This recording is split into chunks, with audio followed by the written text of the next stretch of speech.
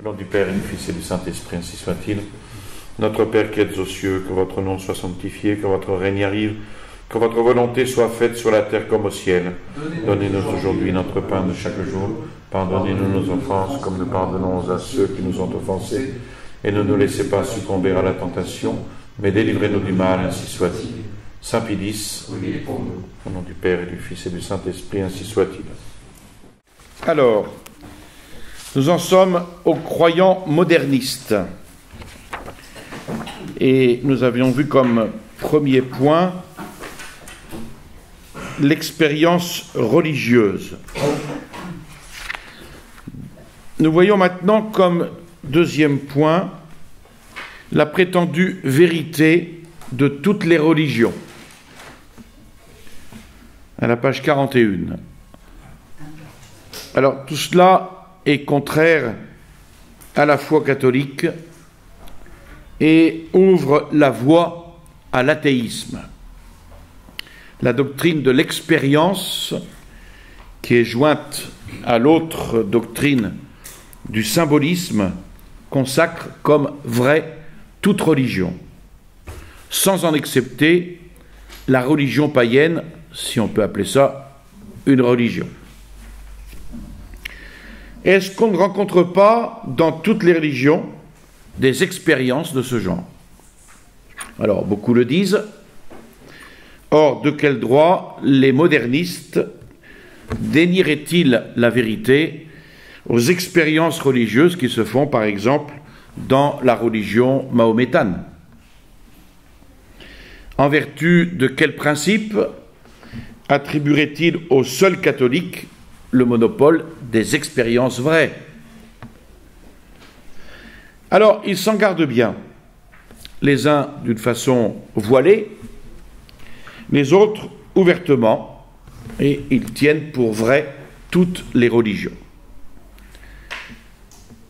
C'est l'ouverture, donc, à l'œcuménisme contemporain, l'ouverture au dialogue interreligieux. Ce sont les conséquences de cette expérience religieuse. Donc cette ouverture à l'œcuménisme, au dialogue interreligieux, s'ensuit nécessairement. Et surtout, il ne s'agit pas de convertir, mais chacun apprendra de l'autre ce que son expérience religieuse, son authentique expérience religieuse, a d'original pour enrichir la sienne. C'est donc une nécessité ici, dans le système des modernistes. Cette expérience religieuse est une nécessité parce que poser leurs principes, à quel chef pourrait-il arguer une religion de fausseté? Ce ne pourrait être évidemment que pour la fausseté du sentiment ou pour celle de la formule. Mais d'après eux, le sentiment est toujours et partout le même, substantiellement identique. Quant à la formule religieuse, tout ce qu'on lui demande, c'est l'adaptation aux croyants, quel que soit par ailleurs son niveau intellectuel, en même temps qu'à sa foi.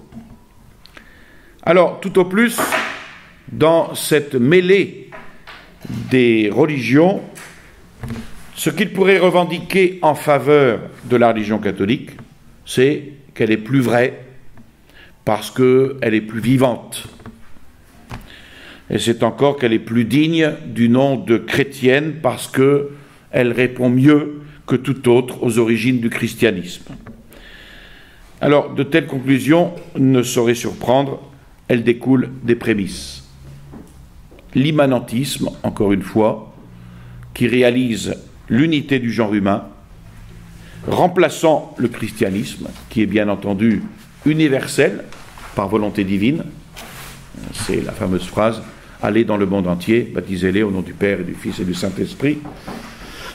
Mais l'immanence vitale, c'est la négation de la transcendance divine. La religion vient d'un besoin humain et non pas d'une révélation divine. Donc vous voyez, Cette immanence vitale, c'est la négation de la transcendance divine. Dieu est évacué, et ainsi, la tradition qui assure le lien entre le Dieu transcendant et toute connaissance surnaturelle chez les hommes, je crois en la Trinité parce que la tradition me le révèle. Eh bien, cette tradition, elle est évacuée, évidemment. Dieu est évacué et la tradition également. Alors, comment l'idée de l'immanence jaillit-elle dans l'esprit? Par illumination chez les élites et par le communisme chez les peuples. C'est l'enseignement du marxiste italien Antonio Gramsci, 1891-1937, qui subit ici l'influence du théoricien fasciste italien Giovanni Gentile, 1875-1944. Giovanni Gentile élimine toute connaissance métaphysique transcendante qui s'impose à la pensée humaine. Et il l'élimine au profit d'un immanent savoir unique. Le théoricien communiste fait de même, et il remplace la lutte des classes entre croyants et athées par l'immersion de l'homme dans le monde sans plus aucune référence à Dieu. Il n'y a plus deux positions antinomiques en matière religieuse. Dieu n'est plus nommé, ni non plus nié. La vie est entièrement laïcisée et la société est entièrement sécularisée. Et l'achèvement se fait dans les constitutions. Lorsque la Constitution européenne, dans son préambule approuvé en 2004, ne fait plus d'allusion, ne serait-ce qu'au passé chrétien du continent. Et l'histoire touche à sa fin lorsque toute idée ou reflet de vérité se dissout avec la mort de la Révolution elle-même. On voit donc la parenté entre le communisme et le modernisme sur le plan intellectuel, qui explique ensuite tout un tas de collaborations pratiques. Et saint Pie X de s'étonner. C'est fort étrange, écrit-il, que des catholiques, des prêtres, dont on aime à penser que de telles monstruosités leur font horreur, se comportent néanmoins dans la pratique comme s'ils les approuvaient pleinement, qu'ils décernent de telles louanges, rendent de tels hommages aux coryphées de l'erreur, qu'ils prêtent à penser que ce qu'ils veulent honorer par là, c'est moins les hommes eux-mêmes que les erreurs qui sont par eux professées ouvertement et dont ils se sont fait les champions. Or, la prudence veut que l'on ne fasse pas l'éloge public des fauteurs d'erreurs, quelle que soit leur qualité par ailleurs. Pourquoi? Eh bien, de peur d'accréditer leurs erreurs même. Alors, c'est un principe de prudence qui veut que l'on ne fasse pas l'éloge public des fauteurs d'erreurs, même s'ils ont beaucoup de qualités, parce que il y a toujours cette crainte d'accréditer leurs erreurs elles-mêmes. Le troisième point de ce croyant moderniste, c'est de considérer que la tradition de l'Église est une communication d'expérience. C'est un autre point où les modernistes se mettent là en opposition flagrante avec la foi catholique. C'est que le principe de l'expérience religieuse, il le transfère à la tradition. Et la tradition telle que l'entend l'Église, eh bien, elle s'en trouve ruinée de fond en comble. Qu'est-ce que la tradition pour les modernistes? La communication faite à d'autres de quelque expérience originale par l'organe de la prédication et moyennant la formule intellectuelle. Voilà ce que c'est que la tradition. À cette dernière, en sus de la vertu représentative, comme il l'appelle, ils attribuent en plus une vertu suggestive qui s'exerce soit sur le croyant pour réveiller en lui le sentiment religieux qui s'est peut-être assoupi, ou encore pour lui faciliter la réitération des expériences déjà faites. Et cette vertu suggestive s'exerce sur le croyant, mais aussi sur les non-croyants, pour engendrer en eux le sentiment religieux et les amener aux expériences qu'on leur désire. Et c'est ainsi que l'expérience religieuse va se propageant à travers les peuples, non seulement parmi les contemporains par la prédication proprement dite, mais encore de génération en génération par l'écrit ou par simple transmission orale. Or, cette communication d'expérience, elle a des fortunes très diverses. Tantôt elle prend racine et elle s'implante, tantôt elle va languir et elle va s'éteindre. Et c'est à cette épreuve d'ailleurs que les modernistes, pour qui vie et vérité ne font qu'un, jugent de la vérité des religions. Si une religion vit, c'est qu'elle est vraie. Si elle n'était pas vraie, elle ne vivrait pas. D'où, on conclut encore, toutes les religions existantes sont donc vraies. Ensuite, saint Pie X examine dans le croyant moderniste, en 4e point, les rapports de la science et de la foi. Avec ce qui a été dit, on peut déjà se faire une idée exacte des rapports que les modernistes établissent entre la foi et la science, entendant aussi sous ce dernier mot l'histoire. En premier lieu, leurs objets sont totalement étrangers entre eux, l'un en dehors de l'autre. Celui de la foi est justement ce que la science déclare lui être à elle-même inconnaissable.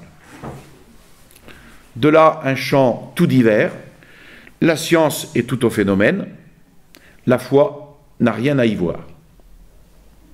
La foi est tout au divin, cela est au-dessus de la science. D'où on conclut qu'entre la science et la foi, il n'y a point de conflit possible. Qu'elles restent chacune chez elles et elles ne pourront jamais se rencontrer, ni partant jamais se contredire. Alors, si l'on objecte à cela qu'il est certaines choses que la nature visible,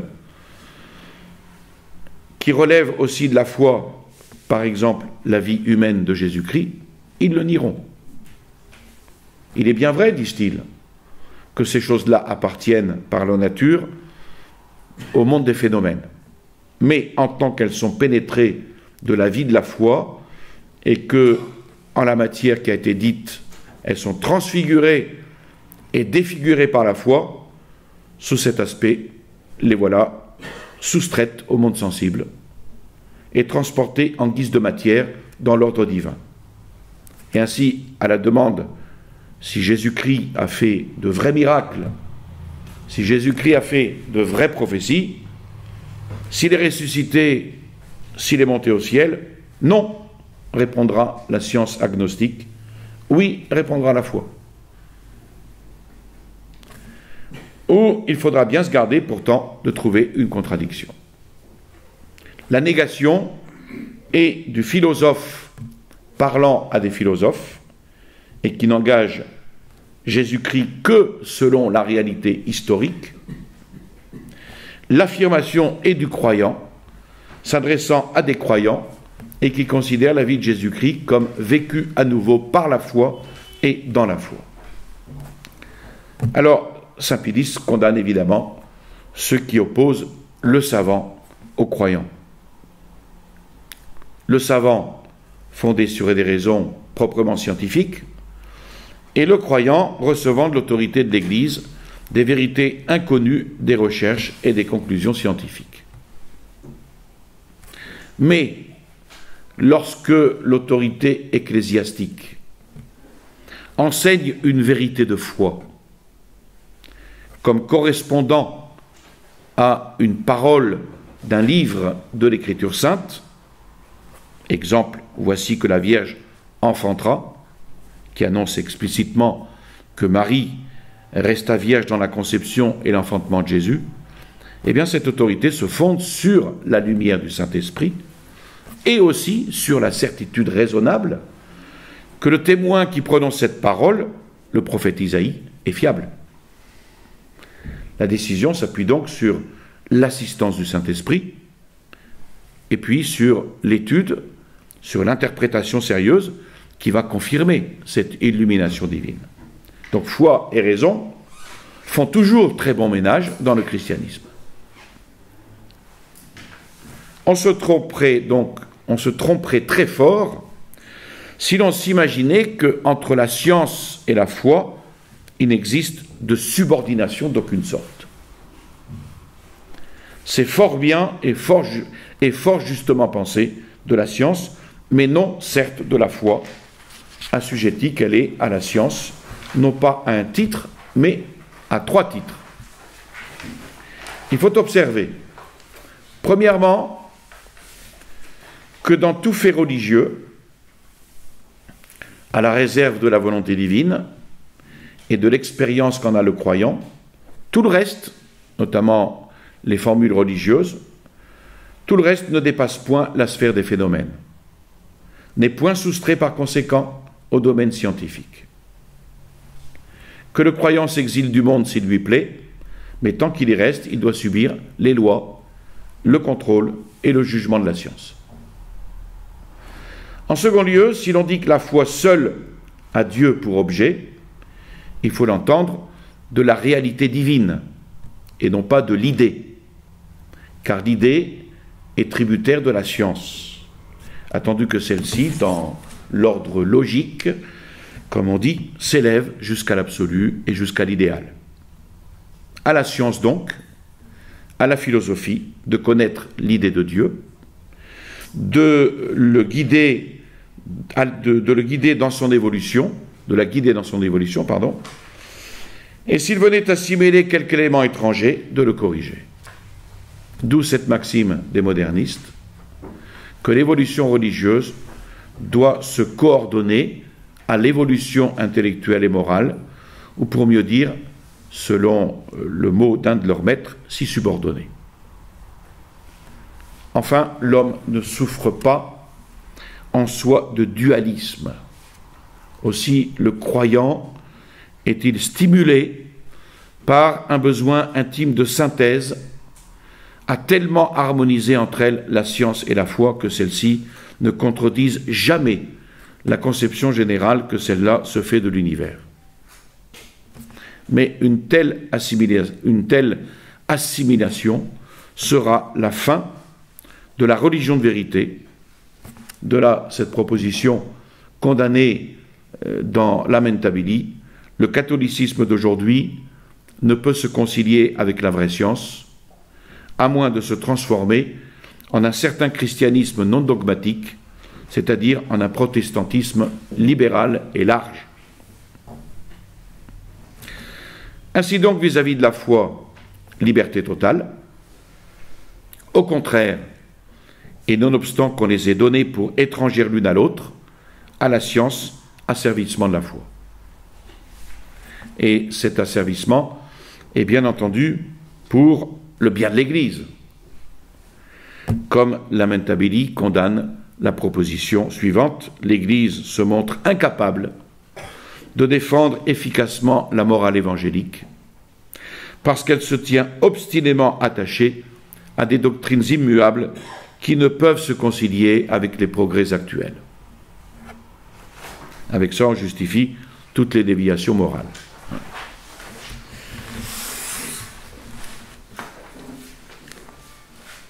L'opposition ensuite de la doctrine catholique. Toutes ces choses sont en opposition formelle avec la doctrine catholique, avec les enseignements notamment de Pie IX. Saint Pie X se place dans la suite de l'enseignement des papes du XIXe siècle. Léon XIII en particulier, qui avait déjà dénoncé toutes les erreurs modernes. Mais elles n'ont pas été écoutées, et Saint Pie X se voit forcé de reprendre, de commenter ces enseignements, de confirmer les condamnations, et puis de faire les synthèses indispensables pour leur redonner une nouvelle force. On pourrait dire qu'il n'y a rien de nouveau, mais en matière d'erreurs et d'hérésie, ce fut Pascendi. Pie IX écrivait « Il est de la philosophie, en tout ce qui regarde la religion, non de commander, mais d'obéir. Non pas de proscrire ce qui est à croire, mais de l'embrasser avec une soumission que la raison éclaire, et de ne point scruter les profondeurs des mystères de Dieu, mais de les révérer en toute piété et humilité. » Pie IX écrivait ça dans un bref à l'évêque de Bratislava en 1857. Alors, les modernistes renversent cet ordre. Et ils méritent qu'on leur applique ce que Grégoire IX écrivait de certains théologiens de son temps. « Il en est parmi vous gonflés d'esprit de vanité, ainsi que des outres, qui s'efforcent de déplacer, par des nouveautés profanes, les bornes qu'ont fixées les pères, qui plient les saintes lettres aux doctrines de la philosophie rationnelle, par pure ostentation de science, sans viser à aucun profit des auditeurs, qui, séduits par d'insolites et bizarres doctrines, mettent que en tête et à la servante assujettissent la reine. »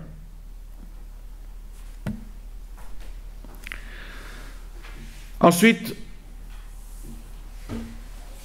sixième point, la duplicité des modernistes, selon qu'ils parlent de foi ou de science.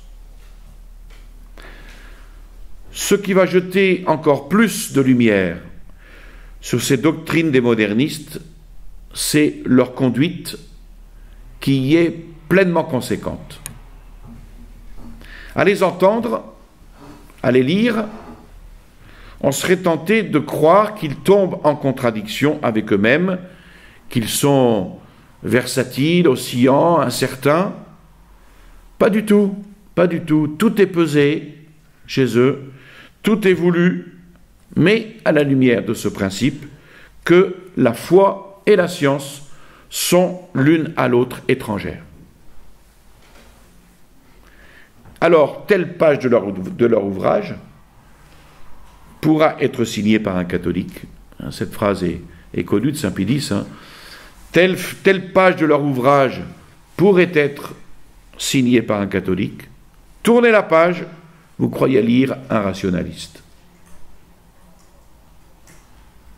Et cette ambivalence, elle provient de l'agnosticisme.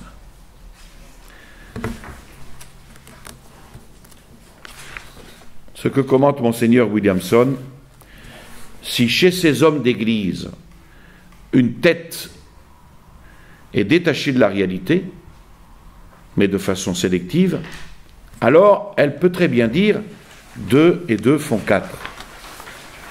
Le problème n'est pas là. Le problème, c'est qu'en même temps, il croit que 2 et 2 peuvent faire 5. Or, qui comprend avec un minimum de bon sens ce qu'est l'arithmétique, comprend que si quelqu'un estime que 2 et 2 font 4, mais peuvent en même temps faire 5, c'est un arithméticien dangereux, parce qu'à un moment que je n'observe pas, il va glisser de l'un à l'autre. Les modernistes écrivent-ils histoire?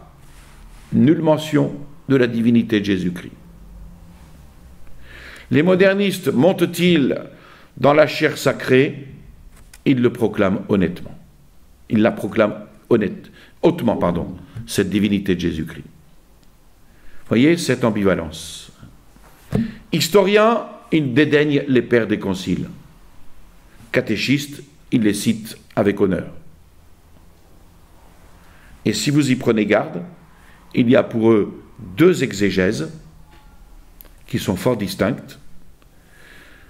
l'exégèse étant l'étude de l'Écriture sainte, l'exégèse théologique et pastorale, et l'exégèse scientifique et historique.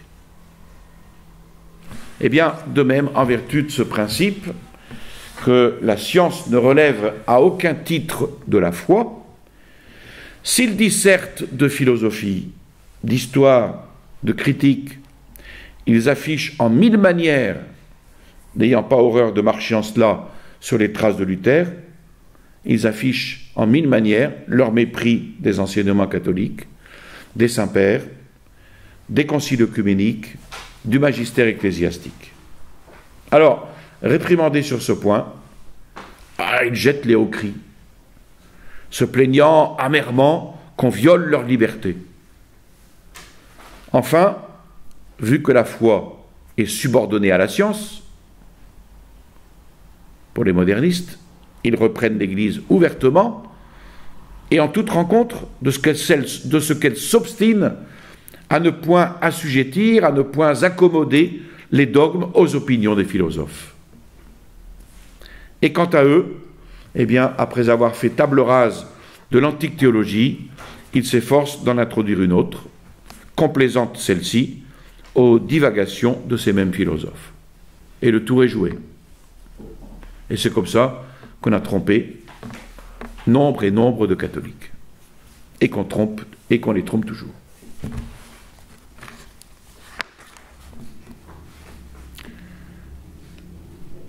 Saint Pilice, après avoir scruté le philosophe moderniste, le croyant moderniste, il s'attaque au théologien moderniste. Et là, il revient sur, comme premier point, l'immanence et le symbolisme théologique. Ce dont il s'agit chez le théologien moderniste, c'est de concilier la science et la foi, tout naturellement par subordination de la foi à la science. Ça, il n'en démordra pas.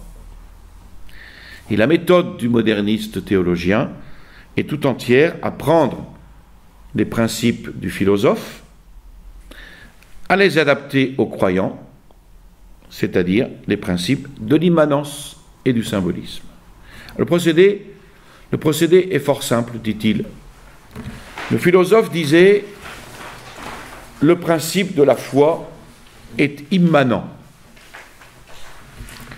Le croyant ajoutait « Ce principe est Dieu ».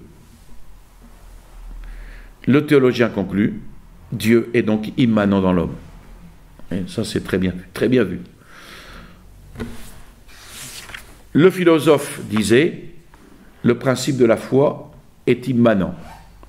Le croyant ajoute « Le principe, c'est Dieu ». Le théologien conclut « Dieu est donc immanent dans l'homme ».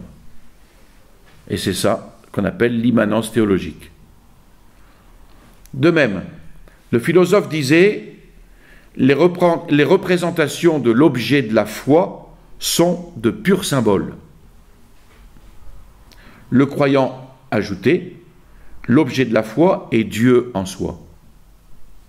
Le théologien conclut « Les représentations de la réalité divine sont donc purement symboliques ». Évidemment, ici, ce sont des erreurs pernicieuses, spécialement dans leurs conséquences.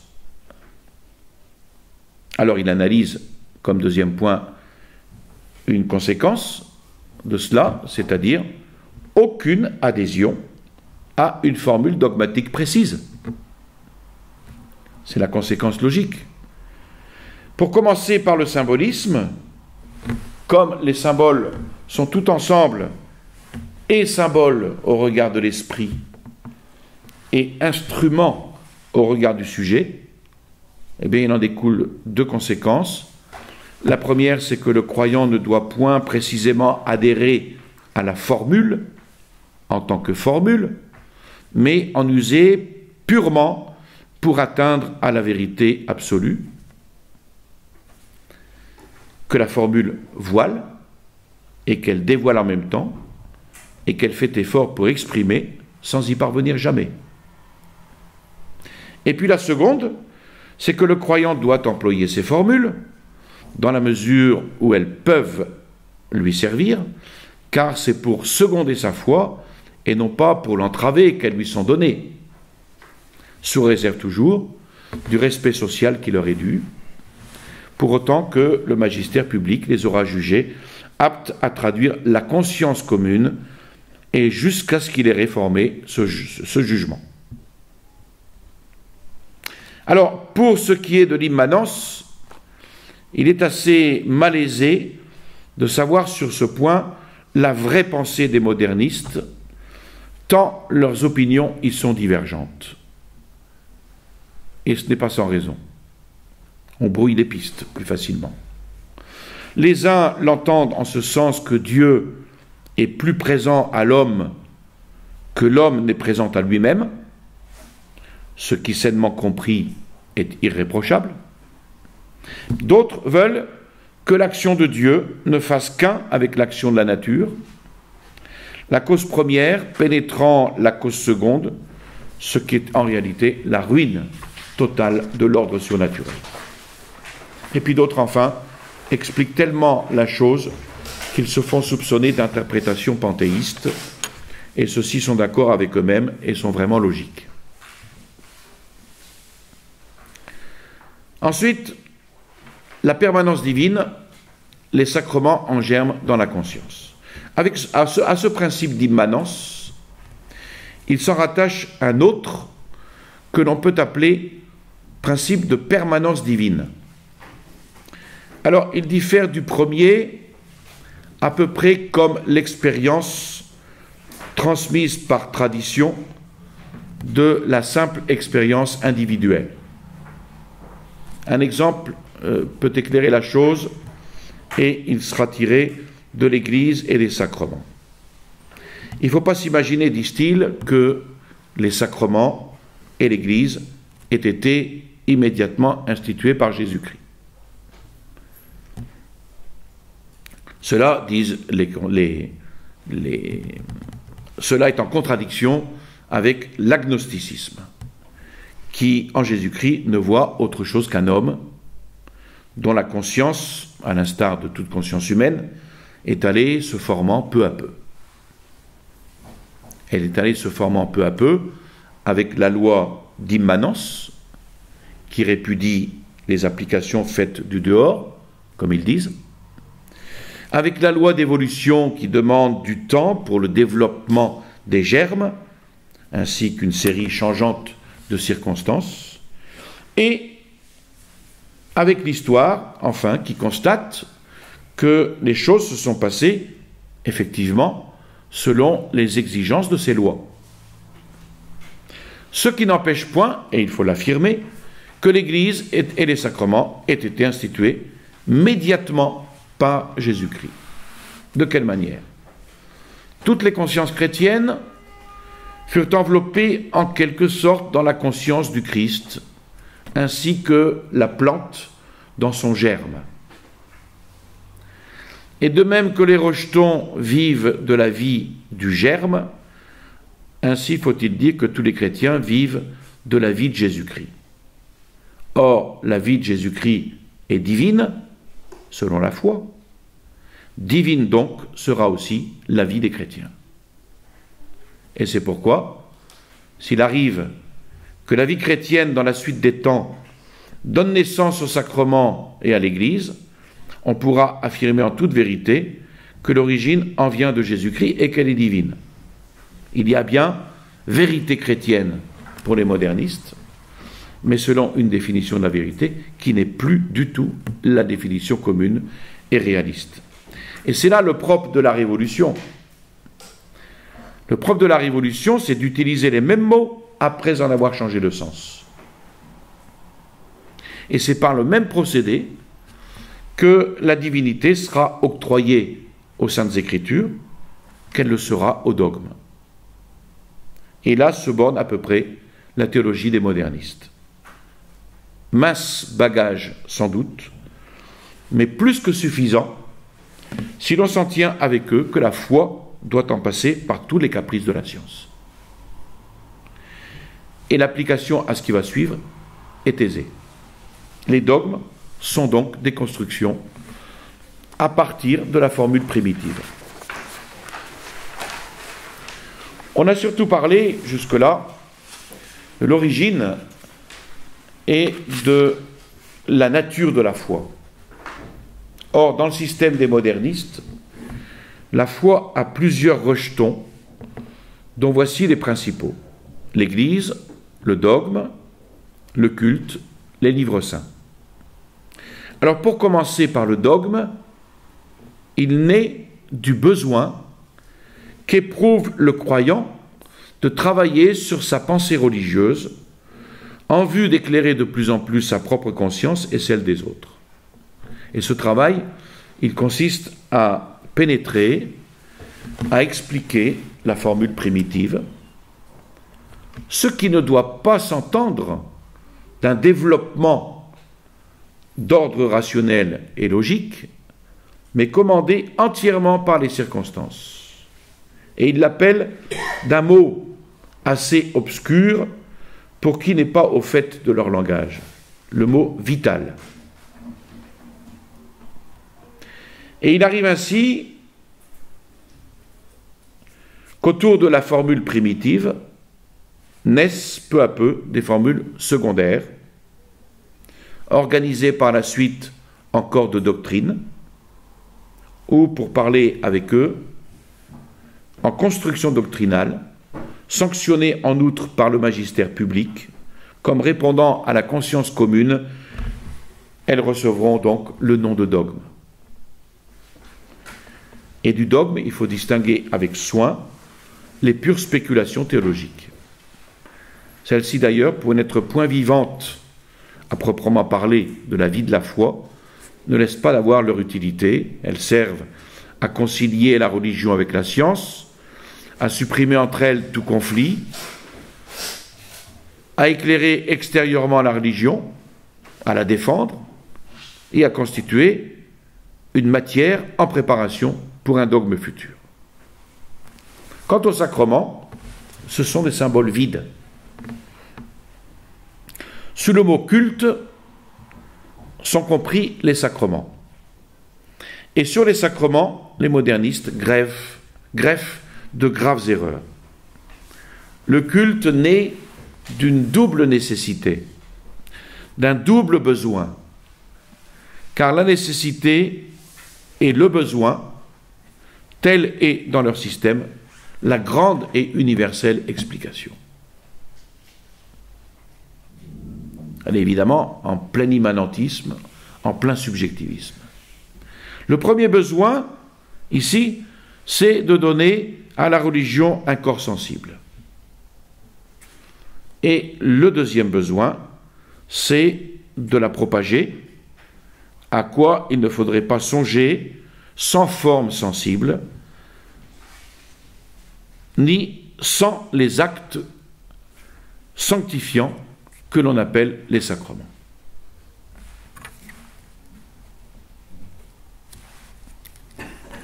Les sacrements pour les modernistes sont de purs signes ou symboles, bien que doués d'efficacité. Et il les compare à certaines paroles dont on dit vulgairement qu'elles ont fait fortune, parce qu'elles ont la vertu de faire rayonner des idées fortes et des idées pénétrantes qui impressionnent et qui remuent.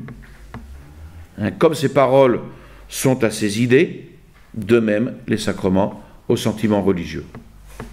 Rien de plus. Alors autant dire en vérité et plus clairement que les sacrements n'ont été institués que pour nourrir la foi, et c'est une proposition qui a été condamnée par le Concile de Trente. Ensuite, les livres saints sont des recueils d'expériences.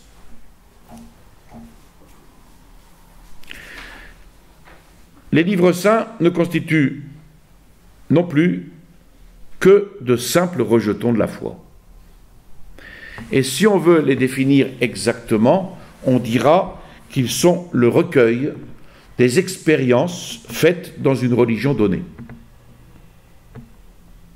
Non point d'expérience à la portée de tous et vulgaires, mais des expériences extraordinaires et insignes. Ceci est dit de nos livres saints, de l'Ancien et du Nouveau Testament, aussi bien que des autres. Et une remarque qu'ils ajoutent, fort avisée à leur point de vue, c'est que si l'expérience roule toujours sur le présent, elle peut puiser néanmoins sa matière et dans le passé et dans l'avenir, attendu que le croyant vit sous la forme du présent et les choses du passé qu'il fait renaître par le souvenir et celles de l'avenir qu'il anticipe par la prévision.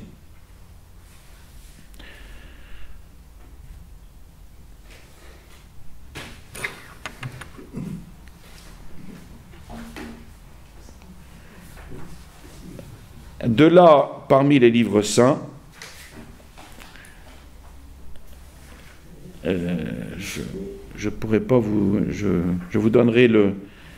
Ça a été coupé dans mon texte. Il y a l'imitation... Oui, bon, je vous dirai ça plus tard. Donc c'est Dieu qui parle dans ses livres, par l'organe du croyant, mais selon la théologie moderniste, par voie d'immanence, par voie de permanence vitale. Et quant à l'inspiration scripturaire, ils répondent qu'elle ne diffère pas, si ce n'est par l'intensité, de ce besoin qu'éprouve tout croyant de communiquer sa foi par l'écrit ou par la parole.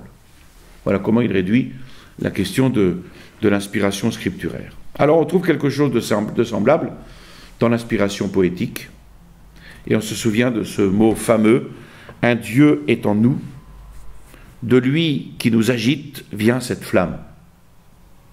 Et c'est ainsi que Dieu, dans leur doctrine, est le principe de l'inspiration des livres saints. Cette inspiration, ajoute-t-il, rien dans ces mêmes livres qui lui échappe. En quoi vous les croiriez plus orthodoxes, dit saint Pédis, que certains autres de ce temps, qui la rétrécissent quelque peu en lui dérobant par exemple ce qu'ils appellent les citations tacites. Jonglerie de mots et apparence pure. Si on commence par déclarer, selon les principes de l'agnosticisme, que la Bible est un ouvrage humain écrit par des hommes et pour des hommes, sauf à les dire théologiquement divin par immanence, le moyen de rétrécir l'inspiration, universelle, l'inspiration, oui au sens moderniste, nulle au sens catholique.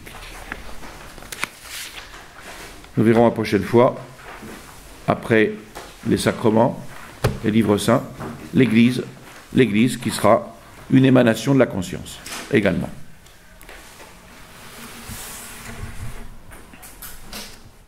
Je vous salue Marie, pleine de grâce, le Seigneur est avec vous.